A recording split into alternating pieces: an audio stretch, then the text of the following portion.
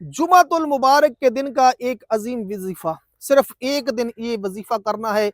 अल्लाह के फजलो करम से, अल्लाह की रहमत से पूरा हफ्ता आपके रिज़्क में बरकत रहेगी और पूरी ज़िंदगी भी इसमें एक दिन का वजीफ़ा कबूल हो जाए तो पूरी ज़िंदगी के लिए काफ़ी है।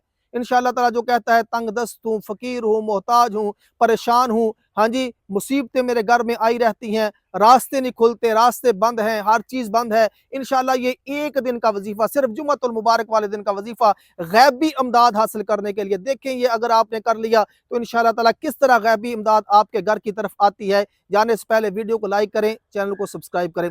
जुम्मतुल मुबारक वाले दिन आपने असर की नमाज के बाद तन्हाई में बैठ जाना है और तन्हाई में बैठकर या अल्लाह हो, या रहमानो, या रहीम, तीनों अस्माए मुबारका पढ़ते रहना है मगरब की नमाज तक, मगरब की अजान तक।